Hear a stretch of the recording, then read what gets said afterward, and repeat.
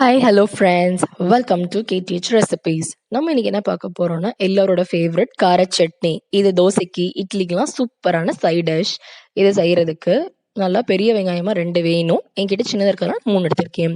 தக்காளியும் அதே மாதிரி பெருசாக 2 வேணும், இல்லாதனால நான் 3 எடுத்து வச்சுருக்கேன். 2 ஈக்குவல் ரேஷியோவில் இருக்கணும்.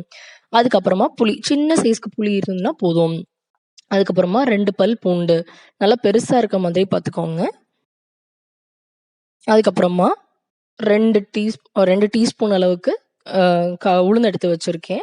அதுக்கப்புறமா காரத்துக்கு ஏற்ப வரமிளகாய், கருவேப்பிலை இலை, கடுகு, கொத்தமல்லி இலை, உப்பு. முதல்ல எண்ணெயை சூடு பண்ணிக்கோங்க. நான் இன்னைக்கு நல்லெண்ணெய் தான் எடுத்திருக்கேன். அதுக்கப்புறமா அதில் வந்து உளுந்து சேர்த்துருங்க. உளுந்து சேர்த்துட்டு நல்லா 2 தடவை திருப்பி விட்டுடுங்க. நான் நல்லெண்ணெய் சேர்த்துருக்கிறதுனால மேலே இந்த மாதிரி நுரைச்சிக்கிட்டு வருது. இது வந்து கலர் மாறுற வரைக்கும் வெயிட் பண்ணுங்க. நல்லா பொன்னிறமா வரணும், அது வரைக்கும் வெயிட் பண்ணுங்க. அதுக்கப்புறமா நம்ம எடுத்து வச்சிருக்கோம் இல்லையா வரமிளகாய், காரத்துக்கு ஏற்ப அதையும் நீங்கள் சேர்த்திக்கோங்க. நல்லா 2 தடவை கிண்டிடுங்க.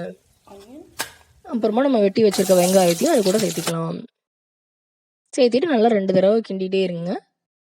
2 தடவை கிண்டி முடிச்சதுக்கப்புறமா இது மாதிரி இந்த ஸ்டேஜில் உப்பையும் போட்டுடலாம்.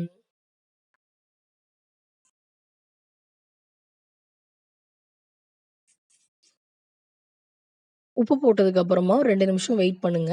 அதுக்கப்புறமா கலர் கொஞ்சம் மாறி வரும்.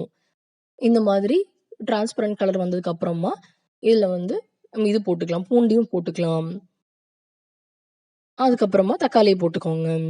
போட்டுட்டு 2 தடவை நல்லா கிண்டிடுங்க. அதுக்கப்புறமா மறுபடியும் கொஞ்சோண்டு புளி எடுத்து அதில் போட்டுடலாம்.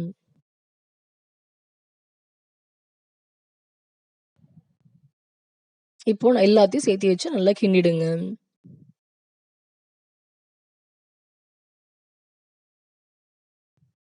இப்போ இந்த மாதிரி கீழே பார்த்தீங்கன்னா கொதிக்குதுல, இந்த மாதிரி லேசாக தண்ணியெல்லாம் சுண்டி வர ஸ்டேஜில் வந்து நம்ம அடுப்பு ஆஃப் பண்ணிட்டு மேலே வந்து கொத்தமல்லி இலையும் தூவி விட்டுடுங்க. தூவி விட்டுட்டு 2 தடவை நல்லா கிண்டிருங்க. கிண்டிட்டு கொஞ்சம் ஆற விட்டுடுங்க. ஆறுனதுக்கு அப்புறமா நம்ம மிக்ஸியில் போட்டு நல்லா நம்ம அரைச்சிக்கலாம். நீங்கள் அரைக்கும் போதே வந்து உங்களுக்கு உப்பு தேவையான அளவுக்கு போட்டுக்கோங்க. பத்தாம இருந்துச்சுன்னா டேஸ்ட் பார்த்துட்டு அந்த ஸ்டேஜில் நீங்கள் போட்டுக்கோங்க. அவ்வளோதான், நம்மளோட கார சட்னி ரெடி ஆயிடுச்சு. கடைசி ஸ்டெப்பா இதில் வந்து கடுகு போட்டுக்கலாம். எண்ணெய் ஊற்றிட்டு கடுகு உடஞ்சதுக்கு அப்புறமா இதில் வந்து கருவேப்பிலை இலையும் அதுக்குள்ளே போட்டுக்கலாம். போட்டுட்டு கொஞ்சம் நல்லா மொறு மொறுன்னு ஆற வரைக்கும் வெயிட் பண்ணுங்க.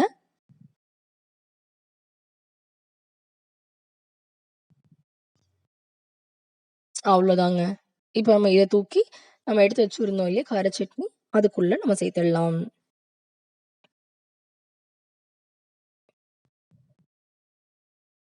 எல்லாத்தையும் ஒரு தடவை நல்லா கலந்து விட்டுடுங்க. அவ்வளோதாங்க, நம்மளோட சுவையான கார சட்னி ரெடி ஆயிடுச்சு. உங்களுக்கு இது பிடிச்சிருந்துச்சுன்னா லைக் பண்ணுங்க, ஷேர் பண்ணுங்க, கேடிஹெச் ரெசிபீஸ்க்கு சப்ஸ்கிரைப் பண்ணுங்க. சுவையான உணவை சமைக்க ருசிக்க ரசிக்க கேடிஹெச் ரெசிபீஸை பாருங்க.